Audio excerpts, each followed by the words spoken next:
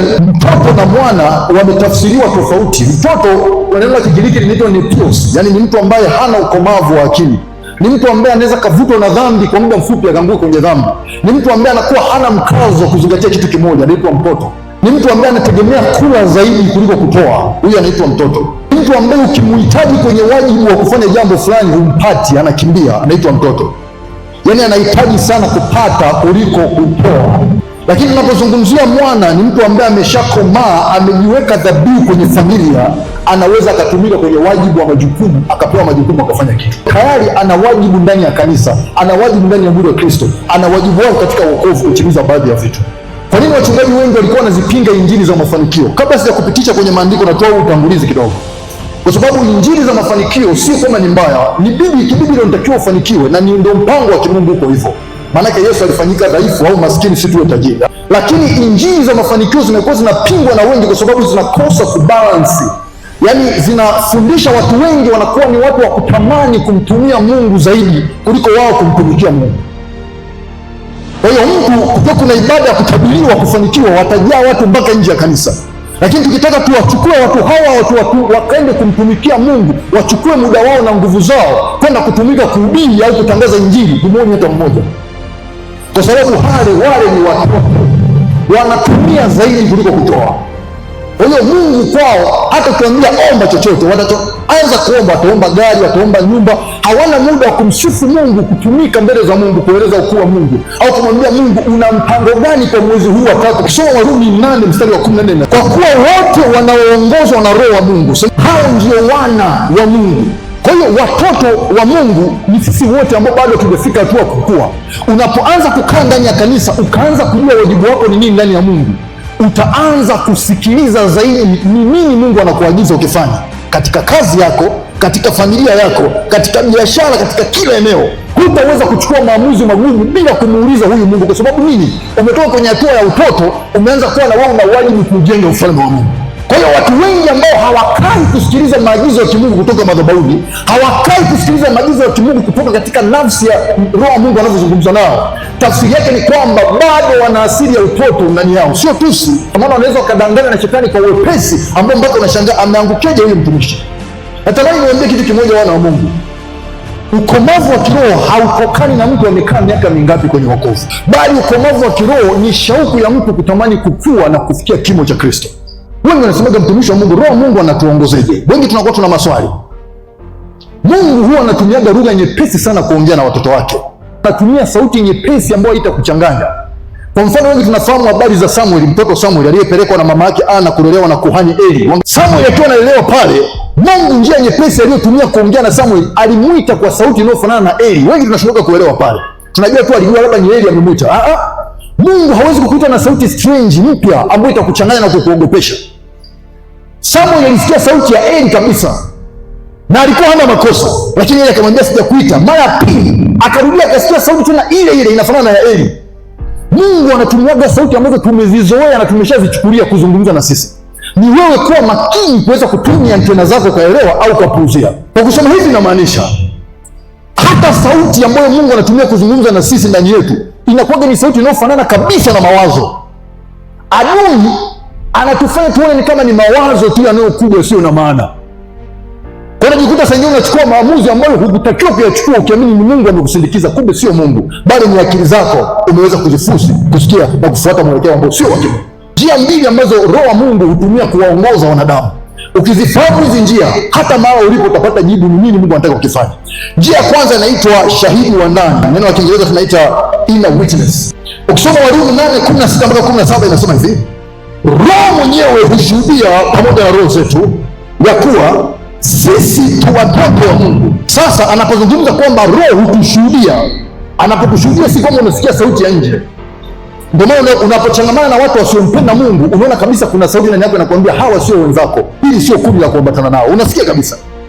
Unapoanza kufanya ujeuri kwenye biashara yako, ulikuwa unauza vitu original, unaanza kuchanganya na fake, wewe unasikia kabisa ndani yako kuna hukumu inakuambia kwamba hii sio njia unayotakiwa kupita. Hiyo ni sauti ya Mungu. Ndio maana wale ambao mnanena kwa lugha, wenye neema kunena kwa lugha, ukinena kwa lugha muda mrefu unaanza kujikuta yanaanza kuja mawazo ukiwa unaendelea kunena kwa lugha. Na inamaanisha kwamba roho inakuwa inaendelea kuomba huku, kuna mawazo yanaanza kupita. Yale mawazo mara nyingi inakuwa ni taarifa zinaingizwa ndani ya akili yako, utafsiri ukachukua hatua, uone matokeo. Kuna moja ya vikwazo vikubwa ambavyo vinatucheleweshaga watoto wa Mungu wengi kutomsikia Mungu, na hivi vikwazo, kuna roho ambazo zinakuwa katika kila familia. Sifundishi juu hicho kitu, lakini nataka unisikilize. Hizi roho zinaitwa familia spirit kwa Kiingereza. Hizi ni roho ambazo zinafuatilia mfumo wenu wa ukuaji tokea mkiwa wadogo mpaka mnakuwa watu wazima. Zinamsoma kila mmoja kwenye familia yenu. Zinaweza kaanza na babu na kila mtu. Nani ana tabia gani? Anaweza kuwa ni roho ya hasira, inaweza kuwa ni roho ya viburi, itakuwa ni roho ya dharau. Hizi roho huwa zinafuatilia kila unakoenda. Unapokaribia kufanikiwa juu ya jambo fulani, sauti ya Mungu inapokuja kukuambia hiki kitu fanya hivi, hii roho inakuja kwa ile tabia yako kumpandisha juu zaidi usimsikie Mungu. Kwa mfano, mtu mwenye misimamo sana, inawezekana ni sifa uko wenu, na misimamo sana, haupendi kupindisha vitu. Sasa hicho shetani anaweza kukitumia kwa kiwango cha juu ambacho ikapitiliza kiasi kwamba ukashindwa kumsikia roho wa Mungu, ukiamini ni misimamo yako unaiweka, kumbe ni shetani alitumia njia hiyo kukutoa kwenye barabara, ukashindwa kutii sauti ya Mungu, ukashindwa kuona matokeo. Kuna watu wana hasira, ndio siri yao kwenye ukoo hivyo. Mungu anapozungumza, hasira yako inakuwa ina nguvu kubwa kuliko sauti ya Mungu. Wakati ambao Mungu anataka kukuvusha, aidha ni kwenye interview, aidha ni bosi wako ofisini, unamjibu vibaya kwa sababu bora hata mshahara uninyima, lakini sipendi dharau. Uko wote tupendi dharau. Unaongea maneno ambayo baada ya dakika 10 tukikuvuta pembeni, unaenda kwa bosi unalia, unaambia sijui kwa nini niliongea maneno haya. Kwa sababu Mungu anakuambia mwanangu acha, unasema hapana, hii ni haki yangu, mimi na misimamo. Ni kitu ambacho kipo kwenu, hizo roho zinajua. Kwa hiyo wakati ambao unaenda kuona mpingo wa Mungu zinatumwa kuja kukuvuruga, zinazimisha sauti ya Mungu inaonena ndani yako, usisikie Mungu anasemaje kwa habari ya hilo jambo. Kuna mateso ambayo Mungu anayaletaga ili kukufungua akili yako ikae vizuri kwenye kusikia sauti yake. Haya mateso yanaweza kuwa ni mateso ya kiuchumi. Mungu anakupitisha kwanza kwenye eneo la uchumi, akuchonge baadhi ya maeneo fulani kwenye tabia. Na Mungu anapokutengeneza ndani yako, au mara nyingi anakuwa anataka kuondoa ile roho ya kiburi iliyo ndani yako. Kama ni mtu ambaye umetamani kila wiki unavaa nguo mpya, Mungu anakupitisha kwenye kipindi ambacho kanisani tutakuwa na hiyo suruali au tutakuwa na hilo shati au na hilo gauni. Hiki kipindi huwezi kuficha hiyo aibu na wana wa Mungu. Ni kipindi ambacho Mungu anashughulikia kiburi chako kishuke ili uweze kuwa unamsikia anavyoongea na wewe. Inaweza kaenda hata mwaka mzima Mungu anakuchonga kwenye eneo la utii uweze kumsikia na kumwelewa. Anavuruga uchumi wako hauendi unavyotakiwa ufike. Hata ujifiche mbele za watu vipi, utagundulika tu kwamba huyu anapitia kipindi. Utaigiza, utafuta, utakodisha magari, utafanya hivi uonekane una hela, zitafika hela zitaisha. Mungu anakupa tu muda mrefu, anakuongezea muda. Mpaka unafika mahali unajua kabisa wewe unapitia 1, 2, 3. Ni kipindi ambacho Mungu anakutiisha ufike mahali useme kwamba nina tumaini moja tu ambalo ni Mungu. Unaweza kuwa ni mama ambaye unanena kwa lugha hapa, unaomba mpaka unatetemeka. Tunaona nguvu za Mungu. Mungu anaruhusu mtoto wako mmoja wa kike anakuwa ni kichomo. Unaanza kumwona ndani ya nyumba vitu anavyovifanya sio kabisa vya kimungu. Anatokea kwenye nyumba ya kitumishi, lakini vitu anavyovifanya sio. Baba anasema Mungu wangu, hivi hapa tukua tabia za mtoto wangu, watanioneje mimi na wokovu wangu na nguvu za Mungu nilizonazo. Mungu anaruhusu kama mwiba kwanza kukuondolea kile kiburi ulichokuwa unajiona kwamba wewe ni mfungaji sana, ni muombaji sana, unaweza ukatengana na baraka za kimungu. Mungu anaanza kukushusha chini, kwa sababu hicho kiburi chenu cha asili ya ukoo wenu kinakufanya sauti ya Mungu usisikie. Yaani kuna muda unaamini wewe ni mtu ambaye tayari Mungu kama ameshakuchagua amekuweka kwenye ngazi fulani, na unafunga unaomba wewe unapokea. Mungu akikuangalia anakuona ni mtu ambaye ulikuwa unajiamini sana, yaani umeondoa imani yako kwa Yesu. Kwa hiyo umeweka kwenye tumaini la mifungo yako, kwenye tumaini la sadaka zako. Unasema Mungu, nilimtolea sadaka, mbona sioni matokeo? Sadaka sio kitu kinachomshawishi Mungu afanye vitu. Mungu anaangalia nyuma ya sadaka, una moyo gani uliopondeka unaosindikiza ule utoaji wako. Kwa hiyo Mungu anapokuletea huu mwiba, anaanza kukuchonga, akuondolea kule kujiamini. Unapojiamini kama mimi watoto wangu nikiwaombea ni kama Ayubu, nikiwazingira hawapati na chochote. Mungu anakuonyesha kwamba sio wale wanaovamiwa nje wazazi wao waombi, sio wale wanaopata ajali wazazi wao waombi, ni neema yangu tu ninayoachilia. Kwa hiyo Mungu anakuvunja kwanza mpaka ufike mahali useme Mungu nimekuachia huyu mtoto. Ndio Mungu anaingia kuleta mabadiliko. Ndio sauti ya Mungu inaweza kusikia kwenye masikio yako, lakini vinginevyo kiburi kinakuwa juu, huwezi kumsikia Mungu. Nimeona wahubiri wengi wenzangu ambao Mungu ameweka karama kubwa na huduma ndani yao kubwa, lakini kuna maroho yanayofuatilia. Ninakuja kwenye mazingira, tunaangalia ni tabia gani zilimwongoza babako akafukuzwa jeshi, ni tabia gani zilimfukuza babako akafukuzwa kazini alikuwa mrajio. Hizi tabia tunawafunza kwa watu wote wanazo, baba yako anazo na wewe unazo. Baba ni kiburi, ni hasira. Kwa hiyo kipindi ambacho anaelekea Mungu anakuambia sasa ni wakati wako kuona majira mapya. Sauti sauti yangu ni moja mbili kufunga siku tatu, kiburi kinainuka, kinakwambia wewe na wewe umekonda sana, unafungaje siku zote hizi? Uko wewe tuna afya, wewe unataka uonekane mwezi mzima umekonda vipi? Kila kiburi kinapokuja kinazidisha, kinapoa sauti ya Mungu, unafanya maamuzi yako, unatoka kwenye barabara. Fuatilia watu wengi waliokoma kwenye maisha, wana matukio yanayojirudia rudia. Mungu akubariki mtumishi. Wana matukio yanayojirudia rudia, yaani achanganya kabisa kwamba kila ninapofikiaga muujiza wangu kuna roho ya uzinzi inakuja kuniangusha. Kama ni binti unashangaa kuna kijana wa miaka mingi anakupigia simu anakwambia fulani kwa nimekukumbuka sana, tamani nikuone. Akati muda wote alikuwa akutafuta. Anakutafuta wakati ule ambao unajua ndio udhaifu wenu wa kifamilia uko hivyo. Kuja kukutoa kwenye barabara. Ni binti uko kwenye mahusiano na kijana. Wazazi wanakuambia kijana sisi hatuna amani naye, wewe unasema hapana mimi nimempenda. Unaongea naye kwenye simu vizuri, lakini ukikutana naye hivi mmekaa kwenye meza unapoteza amani muda huo, na hiyo amani unaipotezea kwamba hapana tu bwana, mimi akili yangu haijamzoea bado. No, ndio Mungu anazungumza na wewe, kwa sababu wewe sio mtoto, ni mwana wa Mungu, kwamba huyo kijana anapoelekea mbele kuna shimo. Usipuzie hiyo sauti yako ni ndogo, ni sauti ya Mungu. Mungu lazima kutengeneze ili aweze kutumia. Nguvu za Mungu zinapita kwenye chombo kilichotengenezwa. Nilikuwa nasoma maandiko, Mungu akanifundisha kitu kwa habari ya umeme. Umeme upiti kwenye kioo wala kwenye mbao. Unapita kwenye kitu ambacho tunasema kina electrons. Yaani vitu kama vipande au kama waves ambavyo vinaweza vikatetemeka vikapitisha mawimbi ya umeme. Maji, umeme unapita kwa sababu kuna molecule, ndani ya molecule kuna vitu vinaitwa electrons, vitu. Na hata neno electricity limetoka kwenye hivyo vitu. Copper, gold, madini yote haya yanapitisha umeme kwa sababu ya hicho kitu. Kwa hiyo Mungu aruhusu nguvu zake zipite, aruhusu sauti yake ipite, lazima akusafishe. Na anakusafisha saa nyingine kwa maumivu. Tunasema dhahabu haing'ai mpaka ipite kwenye moto. Sasa nimewahi kuongea kwamba madhara ya makosa yote unayoyafanya yanachokula kwenye maisha yako ni muda. Utapata experience, utapata uzoefu, lakini unachokipoteza kwenye maisha yako ni muda. Na muda haurudi. Muda ambao unaupoteza binti kwenye mahusiano sio sahihi. Muda ambao unaupoteza kwenye biashara ambayo sio sahihi. Muda ambao unafanya biashara hii inamaliza, unaona haina mtaa, hailipi, unakimbia biashara hii. Unang'oa mtaji wako unakwenda ndaka huko, unaenda kupata hapa. Hapa kwa kazi nzuri unahama. Kwa sababu usikii sauti ya Mungu. Umeama mikoa mingi unatafuta ajira, ukae sehemu yoyote ambayo Mungu ametaka ukae. Unasema hapa hapana malipo mazuri na hama. Kumbe Mungu anakuambia tulia mwanangu, mwezi unaofuata ndio muujiza wako. Tunapishana na baraka nyingi sana wanao. Njia ya pili ambayo Mungu anatumia kuweza kuwaongoza watoto wake, tunasema ni njaa ya kiroho. Njaa ya kiroho ni shauku ya ndani ya moyo inayoshibishwa na uwepo. Hii shauku hata nikikuletea chakula kizuri huwezi kukila. Unajiona kama hujakamilika, kuna kitu umekipoteza.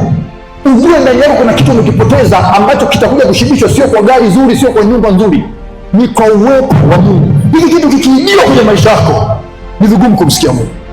Huyu mnyama mnamwona? Ayala ndio huyu hapa. Ayala na sifa zifuatazo. Mwanadamu ukisikia joto kali, huwa kinachofanyika kuna tezi ziko kwenye ngozi zinafunguka.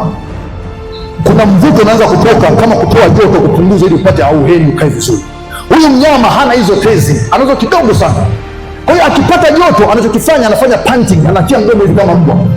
Kuna harufu anaitoa, ile harufu kutokana na ile kiu yake. Ile harufu inavyotoka, wanyama wanaokula wanyama yaani wanaisikia ile harufu wanaenda kumzuru. Kwa hiyo usalama wa huyu mnyama, huyu Ayala, ni pale ambapo atakimbia haraka anywe maji ili aache kule kutoa au ajiingize kwenye maji ili harufu isipotee. Ndio hauheni ya huyu mnyama. Yaani ni zaidi ya kuishi maji kwake, ni usalama. Zaburi ya 42 inasema hivi, mstari wa kwanza, kama Ayala aioneapo shauku mito ya maji, vivyo hivyo nafsi yangu inakuonea shauku. Nimesema njaa ya kimungu ikija kwenye maisha yako, unajikuta unapoteza amani ambayo uelewi umepoteza hivi. Yaani umekaa kanisani kama upo kama hauko, umekaa nyumbani upo kama hauko. Sasa ukiwa kwenye kipindi kama hicho, wengi tunatafuta vitu vinavyoweza kuja kuziba pengo hilo. Aidha inaweza kuwa ni TV. Unaanza kufuatilia vipindi vya vichekesho kwenye TV, sio kuna vipindi gani vipo. Kila saa ngapi unaenda kukiangalia. Ukikiona unacheka, unaamini ndio umeshikisha. Ukitoka hapo unashangaa bado una upweke. Ni sauti ya Mungu inakuita, njoo nikujaze nguvu. Mbele yako kuna ajali, njoo nikujaze nguvu. Usiku unaokuja kuna kikao cha ukoo, kuna watu watatu wanakurusha kansa, mshale wa magonjwa, kuna kitu vibaya kimepanda juu yako, njoo kwenye maombi. Roho yako inakuwa inasikia sauti kabisa inaitwa hivi. Inauambia mwili kupitia nafsi yako changa uelewe. Inabaki tu inashindwa kutafsiri. Kwa hiyo Mungu anapoteza amani huko nje. Kuna kitu Mungu anazungumza kwenye maisha yako, kwa sababu unatafuta TV, unatafuta mitandao ya kijamii. Sasa ukiwa kwenye kuangaika kutafuta amani, wengine wanaenda kutafuta wapenzi vingine, ili atafute furaha. Ukiwa kwenye kuangaika kule, wanyama wengine hatari wanakuona kama simba. Biblia inasema shetani ni kama simba ngurumaye, akimtafuta mtu ameze.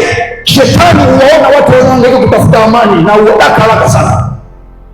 Wewe ni mlokole, unatakiwa kuwa kanisani, unakimbia kwenye mabaa, kwenda kukaa kule, unaenda kula kitimoto, sio vitu gani. Unatoka huko unaenda kuona vitu vinavyochafua akili yako, ukitafuta amani ndani yako. Shetani anaona huyu kuna amani ameipoteza, kuna furaha ameipoteza, hajajua amani yake inapatikana wapi, hajajua amani yake inapatikana wapi. Ile harufu ya kuangaika kwako ni kama ayala, wanakuja wanyama wanaokula nyama kukudaka na kukumaliza. Kwa hiyo furaha ya mwanadamu iko kwenye uwepo wa Mungu, furaha ya mwanadamu iko kwenye maombi. Wewe huna mjomba ambaye anaweza kukusaidia kwenye wakati mgumu unaopitia. Wewe huna shangazi ambaye anaweza kukupigia simu kukufariji. Kuna wengine mko hapa au tuko hapa, ukisingiziwa kesi utateseka nayo miaka 5. Huna jaji unayefahamiana naye, huna hakimu unayefahamiana naye, huna mkuu wa wilaya hata mmoja unayefahamiana naye au kukusaidia. Huna. Ni nani atakayekusaidia? Wakati unabidi uzuie kesi za mahakamani, wakati unabidi ukatafute chakula cha watoto wako. Tumaini liko moja. Biblia inasema hawa wanataja farasi na wale wanataja magari, lakini sisi tunalitaja jina la Bwana wa majeshi aliye juu. Njia ya mwisho au dalili ya mwisho kwamba umekufa au umepoteza njia ni kuanza kulegeza misimamo yako juu ya utakatifu. Wazungu wanasema na compromise. Unaanza kulegeza misimamo juu ya utakatifu, kwamba bwana, kiukweli hakuna mwanawe mwenye kamilika, hata watumishi mwao wanafanya dhambi. Unaanza kulegeza misimamo yako juu ya utakatifu. Ukiona umefikia hicho kiwango, kuna kitu kimeibiwa kwenye maisha yako. Ujaya kanisa, ukianza kuona ulikuwa zamani unakataa kusengenya watu, wewe ukitaka kusengenya watu, ukisengenya dakika 10 tu unakosa ambayo unaenda kugaragara ukiomba rehema mbele za Mungu. Lakini sasa unaweza kusengenya hata nusu saa, ufundi unaendelea kunywa maji, unapika chakula, unaangalia TV, unalala. Kuna kitu kimeibiwa. Biblia inasema angalia ulipoangukia unguni utatubu. Sehemu nyingine inasema nilikupanda ukiwa ni mzabibu mwema, umegeukaje kwa mzabibu mwitu? Ulikuwa unakataa kabisa kuiba hela, kumibia mteja dukani, kumibia kwa kumuuzia bidhaa feki, kumibia kwa kuweka vipimo vya uongo, mizani za uongo. Hizo unajua ndio mfumo wa maisha wa wafanyabiashara huko hivi. Unapata kodi za serikali kijanja ujanja tu, unapata risiti, unafanya uhuni tu na unajitia moyo kwamba wafanyabiashara wote wanafanya hivyo. By the way, karibu mji mzima tuko hivyo. Kumbuka wewe ni mteule, uko duniani kwa kipindi kidogo. Hapa sio kwako. Unapata kukompromise utakatifu. Unapata kusema kwamba utakatifu bwana kitu kigumu kiwezekani. Wana wa Mungu tayari kuna kitu kimeibiwa, wewe ni sawa wa muda tu. Niko najiuliza na namuuliza Mungu, naambia Baba, hivi kwa nini watumishi wako wanakufa vifo vya kusikitisha? Sio wote, ila wengi. Je, ni kama unawatesa kama kina Paulo zamani, au kuna vitu vinakuwa hujakaa sawa? Moja kitu Mungu aliniambia, wengi wanapuzia sauti yangu ukishafika mahali fulani pa kufanikiwa. Ulikuwa unaweza kaomba ukafunga muda mrefu, mwana wa Mungu, ile kiu iko wapi? Ilikuwa iwezi kaishi wiki nzima umekula chakula kuanzia Jumatatu mpaka Ijumaa. Leo unakula vizuri mpaka Jumamosi, unakuja na stiki kanisani kwenye mazoezi au kwenye ibada. Hiyo kitu kiko wapi mwana wa Mungu? Hicho kitu kimepotea ndani ya kanisa, wana wa Mungu. Kimeibiwa. Watoto wanaishi wanalelewa na mitandao ya kijamii, watoto wanalelewa na Tom and Jerry, wanalelewa na mikatuni, wanaingiziwa magabeji matakataka kichwani. Nafikiri mtoto atawaza vipi kwa habari ya Mungu, atawaza vipi kwa habari ya utakatifu? Muda wa ibada Mungu kwa mnafanya jioni, huyu ameweka miguu kwenye sofa, yuko Facebook baba, mtoto mama amekaa hivi, yuko siku TikTok, huyu kusua anaangalia movie, anaangalia mikanda fulani ya mapigano. Muda wa maombi wa familia haupo. Ningeonyesha usiku vita zinazotengenezwa juu ya maisha yako, mwana Mungu, ungeshika kichwa, ungeshika kichwa. Lakini kupitia maombi ya usiku naletewa picha na mkanda mzima, naona